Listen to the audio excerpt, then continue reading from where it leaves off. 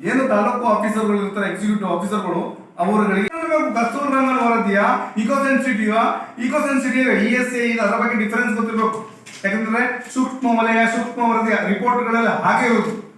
ಅವನು ಯಾವುದೋ ಒಬ್ಬ ಪರ್ಸನ್ ವರದಿ ಅಲ್ಲ, ಅದು ವರದಿಯ ವಿಷಯದಲ್ಲಿ ಇಟ್ಕೊಂಡು ಹೋಗೋದಲ್ಲ, ಅಲ್ಲಿ ಥೀಮ್ ಅದರೊಳಗೆ ಏನಿದೆ ಅಂತ ಹೇಳುವಂಥದ್ದು. ಅದರ ಡಿಫ್ರೆನ್ಶಿಯೇಟ್ ಮಾಡಲಿಕ್ಕೆ ಜನರಿಗೆ ಗೊತ್ತಿರೋದ ಪರಿಸ್ಥಿತಿ. ನಾನು ಎಲ್ಲರ ಬರವಣಿಗೆಗಳು ನೋಡಿನಿ, ಅದರ ಡಿಫ್ರೆನ್ಶಿಯೇಟ್ ಮಾಡಲಿಕ್ಕೆ ಗೊತ್ತಿಲ್ಲ. ಈ ಸಮಸ್ಯೆ ಇದಾದ ಕಾರಣ ಮೂಲ ನೆಲಗಟ್ಟಿಗೆ, ಯಾಕಂದ್ರೆ ಇದರ ಪ್ರಕಾರ ನಾವು ಸ್ವಾಯತ್ತನೇ ಗೆಲ್ತಿದ್ವಿ. ಕಸ್ತೂರಿ ರಂಗನ ಸ್ವಾಯತ್ತತೆ ಯಾಕಂದ್ರೆ ಅಷ್ಟು ವರ್ಷದಿಂದ ನಮ್ಮದ ಅದು ಹಕ್ಕು, ರಾಜನ ಕಾಲದಿಂದ ಬಂದ ಹಕ್ಕುಗಳು. ಈ ಭಾಗದ ಇದು ಕಂದಾಯ ತೆರಿಗೆಗಳು 200-300 ವರ್ಷದಿದ್ದು ಇಲ್ಲಿ ಭಾರಿ ಮಾಡೆಲ್ ಆಗಿ ಗಂಗಾಸದಿಂದ ಇರಲಿ, ಗಂಗಾಸಪ್ ತಲಕಾಡು, ವಿಜಯನಗರ ಸಾಮ್ರಾಜ್ಯ, ಇವರ ಟೈಮಲ್ಲಿ ಕರ ಸಿಸ್ಟಮು ಆ ಮಾದರಿ ಉಂಟಲ್ಲ, ಕೆಳದಿಯವರ ಮತ್ತು ಮಡಿಕೇರಿ ಅರಸರ ಮತ್ತು ಮೈಸೂರು ಅರಸರ ಈ ಸಿಸ್ಟಮ್ ಕಂದಾಯ ಪದ್ಧತಿ ಭಾರಿ ಈ ಬ್ರಿಟಿಷ್ ಇಂಡಿಯಾ ಅಥವಾ ಸ್ವಾತಂತ್ರ್ಯ ನಂತರ 1964 ಕಂದಾಯ ಕಾಯ್ದೆಗಿಂತ 200 ವರ್ಷ ಹಳೆಯದು. ಇದರಲ್ಲಿ ನಮಗೆ ಯಾಕೆ ಹಕ್ಕುಗಳು ಕೊಟ್ಟಿದ್ದಾರೆ? ತೊರೆ ಹಕ್ಕು, ಕಾನಗುಂಕಿ ಹಕ್ಕು, ಇದರ ಹಕ್ಕು, ಇದನ್ನು ಯಾವುದನ್ನು ಡಿನೋಟಿಫೈ ಮಾಡದೆ ರೈತನ ಹಕ್ಕುಗಳನ್ನು ಕಸಿದುಕೊಂಡು ಹೋಗೋದು. ಯಾಕಂದ್ರೆ ನಮಗೆ ರೈಟ್ ಬೇಕಾಗಿದ್ದೇ ಮೊದಲು ಮಲೆನಾಡಿನ ಇದರಲ್ಲಿ ಅದರ ಪ್ರಕಾರ ನಾವುಗಳು ಪ್ರತಿ ಒಬ್ಬ ಅಧ್ಯಕ್ಷ ಸದಸ್ಯರುಗಳು ಸಿಟ್ಟಿಂಗ್ ಯಾರಿದ್ದಾರೆ ಅವ್ರಿಗೆಲ್ರಿಗೂ ರಿಜಿಸ್ಟರ್ಡ್ ಇದೆ. ನೀವುಗಳು ನಿಮ್ಮ ಮೀಟಿಂಗ್ ಅಲ್ಲಿ ಅಜೆಂಡಾ ತಗೊಂಡು ಇಒಗಳಿಗೆ ತಗೊಂಡು ಮಾಡಿ, ನಾವು ನಿಮಗೆ ಸಪೋರ್ಟ್ ಆಗಿ ವಾಪಸ್ ಇನ್ನೊಂದು 3ನೇ ಒಂದು ಸದಸ್ಯರುಗಳು ಪ್ರತಿ ಗ್ರಾಮದ ಇದರಲ್ಲಿ ಏನು ವಿಶೇಷ ಸಭೆ ಇಷ್ಟೇ, ಬೇರೆ ಯಾವುದೂ ಇಲ್ಲ. ಕಸ್ತೂರಿ ರಂಗನ್, ಮಾಧವ ಗಾಡ್ಗೀಳು ಮತ್ತೆ ಮತ್ತೊಂದು ಅದೆಲ್ಲ ವಿಷಯ. ನನ್ನ ಬದುಕುವ ಹಕ್ಕು, ಮೂಲಭೂತ ಹಕ್ಕು 371 ಇದು ಅರಣ್ಯ ಹಕ್ಕು ಕಾಯ್ದೆ, ಇದನ್ನು ಅನುಷ್ಠಾನಗೊಳಿಸಬೇಕು ಹೇಳುವಂತ ಇದರ ಮೇಲೆ ಹೋಗೋದು. ಯಾಕಂದ್ರೆ ಇನ್ನೊಂದು ನಾನು ಪ್ರದೀಪ್ ರಿಪೋರ್ಟ್ ಬರ್ಬೋದು, ಅಶೋಕ್ ಅಡಮಲ್ ರಿಪೋರ್ಟ್ ಬರ್ಬೋದು, ಮತ್ತೊಬ್ಬರದು ಮಾಧವಗೌಡ ರಿಪೋರ್ಟ್ ಬರ್ಬೋದು, ಯಾವ್ದಾದ್ರು ಇದರ ಬಗ್ಗೆ. ಅದಲ್ಲ, ಇಟ್ ಇಸ್ ಜಸ್ಟ್ ರಿಪೋರ್ಟ್, ಇದು ವರದಿ ಮಾತ್ರ. It's not law, it's not enacted law, ಅಲ್ವೇ ಅಲ್ಲ. ಅದಕ್ಕೋಸ್ಕರವೇ ಕೌಂಟರ್ ತಗೊಳ್ತಾ ಇರೋದು. ಬಲವಾದ ಮೂಲ ನೆಲೆಗಟ್ಟಿನ ವಿಧಿಯ ಕಾನೂನಿನ ಪ್ರಕಾರವೇ ಅದಕ್ಕೋಸ್ಕರ ಕೌಂಟರ್ ತಗೊಳ್ತಿರೋದು. ಅದು ಏನು ಅಲ್ಲ ಅಂತ ಹೇಳ್ತಿರೋದು ಅವತ್ತು ನಾನು ಹೇಳಿದ್ದೆ. ಆದ್ರೆ ಇಂಟರ್ಪ್ರಿಟೇಷನ್ ಆಫ್ ಸ್ಟೇಟ್ಯೂಟ್ಸ್ ಅಲ್ಲಿ ನಾ ಹೇಳಿದ್ದು ಅದು ಇಂಟರ್ಪ್ರಿಟ್ ಆಗಿದ್ದು ಹೊರ ಜಗತ್ತಿಗೆ ಬೇರೆ. ಈಗ ನನ್ನನ್ನು ನೀವು 15-17 ವರ್ಷ ನೋಡಿರ್ಬೋದು, ಎಲ್ಲ ಇದೆ ವಸ್ತುನಿಷ್ಠವಾಗಿ ಅದೇ ಟೈಪ್ನ ಹೋರಾಟ, ಅದೇ ಟೈಪ್ನ ಮಾಡೋದು, ಎಲ್ಲೂ ಡಿಸ್ಟ್ರಕ್ಟಿವ್ ಐಡಿಯಾಗಳು ಮಾಡೋದಿಲ್ಲ. ಆದ ಕಾರಣ ಪ್ರತಿ ಗ್ರಾಮ ಪಂಚಾಯತಿಗಳು ಯಾರ್ಯಾರಿಗೆ ಲೆಟರ್ಗಳು ಹೋಗಿದೆ ಅಂತ ಹೇಳೋದಿಲ್ಲ, ಎಕ್ನಾಲಜ್ಮೆಂಟ್ 2000 ಸಿಗ್ನೇಚರ್ ಇದೆ, ನೀವುಗಳು ಹೋಗಿ ನೀವು ಮಾಡಿಲ್ಲ ಅಂದ್ರೆ ನಾವು ಬಂದೇ ಬರ್ತೀವಿ. ನಾವು ನಿಮ್ಮ ಊರುಗಳು, ನಾವು ಸಹಿಗಳು, ನಮ್ಮ ಜನರುಗಳು, ರೈತ ಸಂಘದವರು ಪ್ರತಿಯೊಬ್ಬರು ನಾವು ಕೊಡ್ತೀವಿ.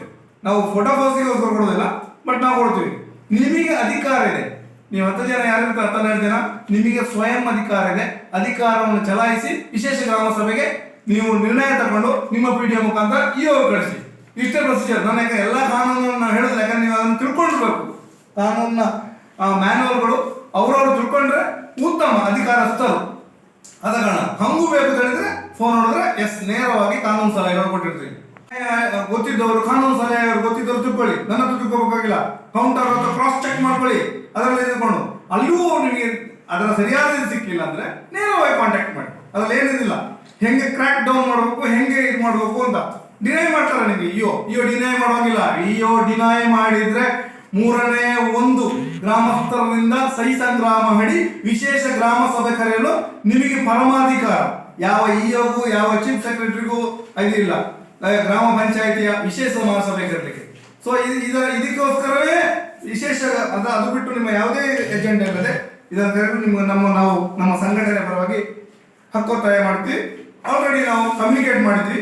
ಈ ಡಾಕ್ಯುಮೆಂಟು ಇಷ್ಟು 36 ಗ್ರಾಮ ಪಂಚಾಯಿತಿ ಸರ್. ಅಂದ್ರೆ ಎಲ್ಲಾದ್ರೂ ಕಸ್ತೂರಿ ರಂಗನ್ ವರದಿ ಇಂಪ್ಲಿಮೆಂಟ್ ಆದ್ರೆ ಅವರೆಲ್ಲ ಬಾಧಿತರಾಗುವಂತಹ ಒಂದು ಗ್ರಾಮಗಳು. ನಾವು ಏನು ಅಂತ ಹೇಳಿದ್ರೆ, ಈಗ ಆಲ್ರೆಡಿ ಕಸ್ತೂರಿ ರಂಗನ್ ಇದೇನು ಲಾ ಬಂದಿಲ್ಲ, ಬರೇ ರಿಪೋರ್ಟ್ ಹೋಗಿದೆ ಅಷ್ಟೇ. ಯಾವುದೇ ಸರ್ಕಾರಗಳು ಕೂಡ ಆ ಲಾ ಅನ್ನ ಇಂಪ್ಲಿಮೆಂಟ್ ಮಾಡಲಿಲ್ಲ. ಝೋನ್ ಆಗಿದೆ, ಎಕೋ ಸೆನ್ಸಿಟಿವ್ ಝೋನ್ ಅಂತ ಹೇಳುವಂಥದ್ದು ಆಗಿದೆ. ಮುಂದಿನ ದಿನಗಳಲ್ಲಿ ಅದು ಸುಲಭ ಅವರಿಗೆ ಅದನ್ನ ಇಂಪ್ಲಿಮೆಂಟ್ ಮಾಡ್ಲಿಕ್ಕೆ. ಆದ್ರೂ ಕೂಡ ಇದು ಲಾ ಇನ್ನೂ ಕೂಡ ಇಂಪ್ಲಿಮೆಂಟ್ ಆಗದಿದ್ರೂ ಕೂಡ ಏನು ಫಾರೆಸ್ಟ್ ಡಿಪಾರ್ಟ್ಮೆಂಟ್ಗಳು ಮತ್ತು ಅದಕ್ಕೆ ಸಂಬಂಧಪಟ್ಟವರು ಆಲ್ರೆಡಿ ಅಲ್ಲಿನ ಲ್ಯಾಂಡ್ಗಳ ಅಂದ್ರೆ ಅಲ್ಲಿ ಆಲ್ರೆಡಿ ಮೂಲ ನಿವಾಸಿಗಳು ಯಾರಿದ್ದಾರೆ ಅವರಿಗೆ ಈಗಲೇ ತೊಂದರೆ ಕೊಡ್ಲಿಕ್ಕೆ ಶುರು ಮಾಡಿದ್ದಾರೆ. ನೀವೆಲ್ಲ ನೋಡಿರ್ಬೋದು, ಬೆಳ್ತಂಗಡಿಯಲ್ಲಿ ಕೆಲವು ಕೇಸ್ಗಳ ಆಗಿದೆ. ಇನ್ನು ಉಡುಪಿಯ ಅಲ್ಲ ಹೌದು, ಆ ಭಾಗದಲ್ಲಿ ಕೆಲವು ಕೇಸ್ಗಳಾಗಿದೆ. ಆಕ್ಚುಲಿ ಇಲ್ಲಿ ತನಕವೂ ಏನು ಕಸ್ತೂರಿ ರಂಗನ್ ವರದಿ ಇಂಪ್ಲಿಮೆಂಟ್ ಆಗಿಲ್ಲ. ಆದರೂ ಕೂಡ ಅದು ಇಂಪ್ಲಿಮೆಂಟ್ ಆಗಲಿಕ್ಕೆ ಮೊದಲೇ ಈ ಡಿಪಾರ್ಟ್ಮೆಂಟ್ಗಳು ಸೇರಿಕೊಂಡು ಈ ಥರ ತೊಂದರೆಯನ್ನು ಕೊಡ್ತಾ ಇದೆ. ಸೊ ಆದ ಕಾರಣ ನಮ್ಮ ಏನು ಬೇಡಿಕೆ ಏನು ಅಂತ ಹೇಳಿದ್ರೆ, ಆ ಇಕೋ ಸೆನ್ಸಿಟಿವ್ ಝೋನಿಗೆ ಬಂದಂತಹ ಯಾವ ಗ್ರಾಮಗಳಿದೆ, ಈಗ ನಾವು ಆಲ್ರೆಡಿ ಹೇಳಿದ್ದೇವಲ್ಲ 48 ಗ್ರಾಮಗಳು, ಆ ಗ್ರಾಮಗಳು ವಿಶೇಷ ಗ್ರಾಮ ಸಭೆಯನ್ನ ಕರೀರಿ ಅಂತ ಹೇಳಿ ನಾವು ಅವರಿಗೆ ಲೆಟರ್ ಅನ್ನು ಹಾಕಿದ್ವಿ. ಯಾರು ನಾವು ಮಲೆನಾಡು ಜಂಟಿ ಕ್ರಿಯಾ ಸಮಿತಿಯವರು ನಾವು ವಿಶೇಷ ಗ್ರಾಮ ಸಭೆ ಕರೀರಿ ಅಂತ ಹೇಳಿ ಅವರಿಗೆ ಹಾಕಿದ್ದೆವು. ಅವರು ಅದಕ್ಕೆ ಪೂರಕವಾಗಿ ನಮಗೆ ಪುನಃ ಎಕ್ನಾಲೆಜ್ಮೆಂಟ್ ಕಳಿಸಿದ್ದಾರೆ. ನಾವು ಮಾಡ್ತೇವೆ ಅಂತ ಹೇಳುವ ರೀತಿಯಲ್ಲಿ ಅವರು ನಮಗೆ ಎಕ್ನಾಲೆಜ್ಮೆಂಟ್ ಅನ್ನ ಕಳಿಸಿದ್ದಾರೆ. ಹಾಗಾಗಿ ಇದು ನಮ್ಮ ಮುಖ್ಯ. ಈಗೇನು ನಾವು ಮುಂದಿನ ದಿನಗಳಲ್ಲಿ ಏನು ಕಾನೂನು ಹೋರಾಟವನ್ನ ಮಾಡಬೇಕು ಅಂತಿದ್ದೇವೆ ಮಲೆನಾಡು ಜಂಟಿ ಕ್ರಿಯಾ ಸಮಿತಿಯ ಮುಖಾಂತರ, ಅದಕ್ಕೆ ಇದು ನಮ್ಮ ಮೊದಲನೇ ಹೆಜ್ಜೆ. ಏನು ವಿಶೇಷ ಗ್ರಾಮ ಸಭೆಗಳು ಏನು ಆಗ್ತದಲ್ಲ, ಅದರಿಂದಾಗಿ ಮುಂದೆಗೆ ನಮಗೆ ಅದನ್ನ ಈಗ ಏನು ಗ್ರಾಮ ಸಭೆಗಳು, ಅದು ಗ್ರಾಮ ಸಭೆ ಅಂತ ಹೇಳಿದ್ರೆ ಅದು ಆ ಗ್ರಾಮದ ಒಂದು ಸರ್ಕಾರ. ನಿಮ್ಗೆಲ್ರಿಗೂ ಗೊತ್ತುಂಟು, ಗ್ರಾಮದಲ್ಲಿ ಏನು ಗ್ರಾಮ ಸಭೆಗಳಲ್ಲಿ ಏನು ನಿರ್ಧಾರಗಳಾಗ್ತದೆ ಅದು ರಾಜ್ಯಕ್ಕೆ ರಾಷ್ಟ್ರಕ್ಕೆ ರೀಚ್ ಆಗುವಂಥದ್ದು, ರೀಚ್ ಆಗಲೇಬೇಕು ಅಂತ ಕೆಲಸಗಳನ್ನು ಮುಂದೆ ಮಲೆನಾಡು ಜಂಟಿ ಕ್ರಿಯಾ ಸಮಿತಿಯ ಮುಖಾಂತರ ನಾವು ಮಾಡಲಿದ್ದೇವೆ. ಈಗ ಎಷ್ಟು ಪಂಚಾಯತ್ಗಳು ರಿಪ್ಲೈ ಮಾಡಿ? ಈಗ ಆಲ್ರೆಡಿ ನೋಡಿ ನಮಗೆ ಎಕ್ನಾಲೆಜ್ಮೆಂಟ್ಗಳು ಎಲ್ಲ ಪಂಚಾಯತ್ಗಳದ್ದು ನಮಗೆ ರಿಸೀವ್ ಸಿಕ್ಕಿದೆ. ಝೋನಿಗೆ ಸೇರಿಸ್ಕೊಂಡಿದೆ ಹುಲಿ ಯೋಜನೆ, ಆಗುಂಬೆ ಇದರ ಹುಲಿ ಯೋಜನೆ ಹೆಸರಲ್ಲಿ ಅದು ಸೇರಿಸ್ಕೊಂಡಿದೆ. ಅಲ್ಲಿ ಜನರಿಗೆ ಗೊತ್ತಿಲ್ಲ ನೋಡಿ. ಆ ಭಾಗದಲ್ಲಿ ಪ್ರಾಜ್ಞರು ಇದ್ರು, ಆ ಕಾರ್ಕಳ ಇದರಲ್ಲಿ ಮುಖ್ಯಮಂತ್ರಿ ಆದವರು ಇದ್ರು, ಅವರ ಸಮಯದಲ್ಲೇ ಸೇರಿಸ್ಕೊಂಡಿದ್ದಾರೆ. ಇದು ದುರಂತ. ಯಾಕೆ ಹೇಳ್ತಾ ಇದ್ದಾರೆ ಅಂದ್ರೆ ಬಿಡಿಸಿ ಬಿಡಿಸಿ ಹೇಳೋದ್ರಿಂದ ಗೊತ್ತಾಗೋದಿಲ್ಲ ಯಾರಿಗೂ ಸಹ. ಇಕೋ ಸೆನ್ಸಿಟಿವ್ ಏರಿಯಾ ಇದನ್ನು ಆಗಲೇ ಸೇರಿಸ್ಕೊಂಡು ಕುದುರೆಮುಖ. ಆವಾಗ ನಾನು ಅಲ್ಲಿ ಸೆಕೆಂಡ್ ಇಯರ್ ಡಿಗ್ರಿ ಓದ್ತಿದ್ದೆ ಭುವನೇಂದ್ರ ಕಾಲೇಜಲ್ಲಿ. ಆ ಏರಿಯಾಗಳನ್ನ ಸೇರಿಸ್ಕೊಂಡು ಬಂದಿದ್ರೆ ಇದರ ವಿಸ್ತರಣೆ Kudremukh, expansion of the Kudremukh 8075 square miles ಸೇರಿಸ್ಕೊಂಡ್ರು. ಆವಾಗ ಸೇರಿಸುವಾಗ ನಿಮ್ಮ ಹಕ್ಕನ್ನು ಹೇಗೆ ಮಾಡಿದ್ರು? ಡಿನೋಟಿಫೈ ಮಾಡಿಲ್ಲ. ಈಗಿನ ಮುಖ್ಯಮಂತ್ರಿಯವರು ಯಾವುದೋ ಡಿನೋಟಿಫಿಕೇಶನ್ ಕೇಸಲ್ಲಿ ಸಿಕ್ಕಾಕೊಂಡಿದ್ದಾರೆ, ನಾನು ಉದಾಹರಣೆ ಕೊಡ್ತಾರೆ. ಹಾಗೆ ಡಿನೋಟಿಫೈ ಮಾಡಿಲ್ಲ. ಡಿನೋಟಿಫೈ ಮಾಡದೆ ವರ್ಗದ ಜಮ್ಮ ಬಾಣ ಹಕ್ಕನ್ನು ಕಟ್ಟೆಲ್ ಮಾಡಿ ಇವನ ಮೂಲಭೂತ ಹಕ್ಕು, ಅರಣ್ಯ ಹಕ್ಕು, ನೀರಿನ ಹಕ್ಕು ಎಲ್ಲವನ್ನು ಅರಣ್ಯ ಇಲಾಖೆ ಯಾವ ಪ್ರೊವಿಷನ್ ಅಲ್ಲಿ ಡಿನೋಟಿಫೈ ಮಾಡ್ತು?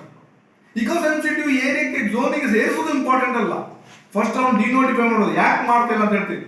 ಮಾಡಿದ್ರೆ 4 ಟೈಮ್ಸ್ ಅವನಿಗೆ ರಿಹ್ಯಾಬಿಲಿಟೇಷನ್ ಸೆಂಟರ್ ಮಾಡ್ಕೋಬೇಕು. 4 ಈ ಜಾಗದ 1 ಎಕರೆ ಇದ್ರೆ ಅವನಿಗೆ 4 ಎಕರೆ ಯಾವುದೇ ಹಕ್ಕುಗಳು ಕೊಡದೆ ಅವರನ್ನು ಹೊರಗೆ ತೆಗಿಲಿಕ್ಕೆ, ಅಂದ್ರೆ ಈಗ ಗ್ರಾಮ ಪಂಚಾಯತ್ MLA MP ಈ ಕಾನೂನು ಗೊತ್ತಬೇಕಿತ್ತು. ಲಾ ತಿಳಿದವರೇ ಅಲ್ಲಿದ್ರು, ಕಾರ್ಕಳದಲ್ಲಿ ಲಾ ತಿಳಿದವರೇ ಮುಖ್ಯಮಂತ್ರಿ ಆಗಿದ್ರು. ಸೊ ಯಾಕೆ ಹೇಳ್ತೀನಿ ಅಂದ್ರೆ ಆ ಪ್ರದೇಶದ ಅವನತಿಗೆ, ಅಧೋಗತಿಗೆ ನೇರ ಕಾರಣ ಅಲ್ಲಿನ ಪ್ರದೇಶದ MLA MP ಮತ್ತು ಮಾಜಿ ಮುಖ್ಯಮಂತ್ರಿಗಳು. ಯಾಕಂದ್ರೆ ನಾನು ಯಾಕೆ ಹೇಳ್ತಾ ಇದ್ದೇನೆ, ಆ ಸಮಯ 97, 98, 99 ನಾನು ಅಲ್ಲಿನ ನಾನು ಕಾಲೇಜಿನ ಒಬ್ಬ ಸ್ಟೂಡೆಂಟ್ ಆಗಿದ್ದೆ. ನಾನು ಆ ಭಾಗದ ಹೆಬ್ರಿಯಿಂದ, ನಾಡ್ಬಾಳದಿಂದ ಇರ್ತಿದ್ದು, ವರಂಗದಿಂದ ಇರ್ತಿದ್ದು, ಕಿದುಂದ ಇರ್ತಿದ್ದು, ಪ್ರತಿ ಒಂದರಲ್ಲಿ ನಾವು ಟ್ರೆಕ್ಕಿಂಗ್ ಮಾಡ್ತಿದ್ವಿ. ಆಗ ನಮಗೆ ಅಲ್ಲಿ ಪರ್ಮಿಷನ್ ಇತ್ತು. ಆಗ ಅಲ್ಲಿನ ಹಾಡಿಗಳು, ಹಾಡಿನ ಜನ ಅವರಿಗೆ ಅಲ್ಲಿ ತನಕ ಹಕ್ಕು ಪತ್ರವಿಲ್ಲ. ಇವತ್ತು ಮೊನ್ನೆ ಸಹ ಪತ್ರಿಕಾ ಇದರಲ್ಲಿ ಮತ್ತೆ ವಿಡಿಯೋ ಇದರಲ್ಲಿ ಮಾಡುವಾಗ ಸಹ ಅದು ನಾನು ಹೇಗೆ ನಡ್ಕೊಂಡು ಹೋಗಿದ್ದೀನಿ ಎಲ್ಲಿಂದ ಆ ಸೀತಾ ನದಿಗೆ, ಅವತ್ತು ನಮ್ಮ ಜೀಪ್ ಎಲ್ಲಿ ನಿಂತಿತ್ತು ಅಲ್ಲಿಂದ ಎಲ್ಲರೂ ನಡ್ಕೊಂಡು ಹೋಗ್ತಾ ಇದ್ರು. ಮಳೆಗಾಲದಲ್ಲಿ ನಮ್ಮ ಬಸ್ಸು ಒಂದು ಕಡೆ ನಿಂತು ಮತ್ತೆ 7 ಕಿಲೋಮೀಟರ್ ನಡ್ಕೊಂಡು ಹೋಗಿತ್ತು. ಹಾಗೆ ಇತ್ತು ದುರಂತ. ಅದು ಆ ಘಟನೆಗಳು ಆಗಿದ್ದು ಹೋಗಿದ್ದು ಅಂತ ಹೇಳೋ ಒಂದು ಅಗೇನ್ಸ್ಟ್ ಲಾ ಬಗ್ಗೆ ನಾವು ಮಾತಾಡೋದಿಲ್ಲ. ರೂಟ್ಗಳು ರಾಂಗ್ ಇರ್ಬೋದು, ಆದರೆ ಅದಕ್ಕೆ ತಳ್ಳಿದು ಅಲ್ಲಿನ ಜನಗಳನ್ನ ನೀವೇ ಒಪ್ಪಲೆಪ್ಪಿಸಿ ಅಷ್ಟು 24 ವರ್ಷದ ಇದರಲ್ಲಿ ಕೂಂಬಿಂಗ್ ಪಾಯಿಂಟ್ ಉಂಟಲ್ಲ, ದ್ವಾರ ಸಮುದ್ರ, ಇದು ಕಾರ್ಕಳದ ಹೆಡ್, ಅದಕ್ಕೆ ಎಷ್ಟು 1000 ಕೋಟಿ ಮುಗ್ದಿರ್ಬೋದು 23 ವರ್ಷದಲ್ಲಿ. ಅಷ್ಟು 1000 ಕೋಟಿಗೆ ಅವರೊಂದು 10 150 ಮನೆಗಳಿಗೆ ತಗೊಂಡು ಬಂದು ಕಾರ್ಕಳದ ಇಂಡಸ್ಟ್ರಿಯಲ್ ಏರಿಯಾ ಪಕ್ಕ ಹಾಕಿದ್ದಲ್ಲಿ ಪಕ್ಕ ನಿಲ್ಲಿಸಿದ್ರೆ ಈ ಸಮಸ್ಯೆಗೆ ಪರಿಹಾರ ಅಲ್ಲೇ ಮುಗೀತು. ಅವ್ರು ಹೋಗಿದ ಹಾದಿಗಳು ಹೋಗಿಲ್ಲ, ಅವ್ರಿಗೆ ಫ್ರಸ್ಟ್ರೇಷನ್ ಆಯ್ತು, ಸಫೋಕೇಶನ್ ಆಯ್ತು, ಅವ್ರಿಗೆ ಬದುಕು ಹಾಕಿ ಇಲ್ಲ ಅಲ್ಲಿ, ಅವ್ರಿಗೆ ಆಲ್ಟರ್ನೇಟಿವ್ ಏನಂತ ಹೇಳುವಂಥದ್ದು ಇಲ್ಲ. ಆದ ಕಾರಣ ಹಂತಕ್ಕೆ ಹೋದ್ರು. ಅವ್ರು ಹೋಗಿದ ವಿಧಾನ ಬಾಕಿದ್ದದ್ದು ಸರಿ ಅಂತ ಹೇಳ್ತಿಲ್ಲ, ಹೋಗ್ಲಿಕ್ಕೆ ಈ ವ್ಯವಸ್ಥೆ ಕಾರಣ. ಕಾನೂನು ಗೊತ್ತಿದ್ದು ಆ ಹಂತಗಳು, ಈಗ ಕಾನೂನು ಗೊತ್ತಿದ್ದು ಬೇರೆ ವಿಷಯ. ಆಗಿನ ಹಂತದಲ್ಲಿ ಕಾನೂನು ಗೊತ್ತಿದ್ದ ಆ ಪ್ರದೇಶ ಕಾರ್ಕಳ ದುರಂತಕ್ಕೆ ಹೋಗಿದ್ದಂದ್ರೆ ವಿಪರ್ಯಾಸ. ಇದು ಇಡೀ ರಾಜ್ಯಕ್ಕೆ ದೇಶಕ್ಕೆ ಗೊತ್ತಿರೋದು. ಯಾಕಂದ್ರೆ ಅಲ್ಲಿನ ಸೌತ್ ಕೇಂದ್ರ ಬಂದ ಫಸ್ಟ್ ಮುಖ್ಯಮಂತ್ರಿ ಕೊಟ್ಟಿದ್ದದು, ಅವರೊಬ್ಬ ಕಾನೂನು ತಜ್ಞರಾಗಿತ್ತು. ತರ ಅಂತ ಹೇಳಿ ಈಗ ನಮಗೆ ಇದು ಬೇಡ ಇದು ಬೇಡ, ಅದನ್ನ ಸರಿಯಾಗಿ ಅಲ್ಲಿ ವಾಸಿಸ್ತಿರುವಂತ ರೈತರಿಗೆ ಪೂರಕವಾಗಿ ನಾವು ಅರಣ್ಯವನ್ನ ನಾಶ ಮಾಡಿ ಅಂತ ಹೇಳ್ತಾ ಇಲ್ಲ. ಅರಣ್ಯ ಏನಿದೆ, ಅರಣ್ಯ ಪ್ರದೇಶ ಏನಿದೆ ಅದನ್ನ ಉಳಿಸಿಕೊಳ್ಳಿ, ಅದನ್ನು ಡೆವಲಪ್ ಮಾಡಿ, ಅಲ್ಲಿ ಮರಗಳನ್ನ ನೆಡಿ, ಜಾಸ್ತಿ ಡೆವಲಪ್ ಆಗಲಿ. ಅದೇ ಏನು ಅದರ ಪಕ್ಕದಲ್ಲಿ ಏನು ಕೃಷಿ ಮಾಡಿಕೊಂಡು ಏನು ರೈತರು ಇದ್ದಾರೆ ಅವರನ್ನ ಅಲ್ಲಿನ ಕಾಡು ಪ್ರಾಣಿಗಳಿಂದ, ಅಲ್ಲಿ ಆಗುವಂತ ಸಮಸ್ಯೆಗಳಿಂದ ಅವರಿಗೆ ಬೇಕಾದ ಮೂಲ ಸೌಕರ್ಯಗಳನ್ನ ಕೊಡ್ತಾ, ಅಂದ್ರೆ ರಸ್ತೆ ಆಗಿರ್ಬೋದು, ಕರೆಂಟ್ ಆಗಿರ್ಬೋದು, ಅಂಥದ್ದನ್ನ ಕೊಟ್ಟುಕೊಂಡು ಅವರ ಏನು ಹಕ್ಕಿದೆ ಅದನ್ನು ಅವರಿಗೆ ಕೊಡಿ. ಮತ್ತೆ ನಿಮ್ಮ ಏನು ಅರಣ್ಯ ಇದೆ ಅದನ್ನು ಕೂಡ ಕಾಯಿರಿ, ಸರಿಯಾದ ರೀತಿಯಲ್ಲಿ ಕಾಯಿರಿ ಅಂತ ಹೇಳುವಂಥದ್ದು ಮಲೆನಾಡು ಜಂಟಿ ಕ್ರಿಯಾ ಸಮಿತಿಯ ಒಂದು ಆಗ್ರಹ.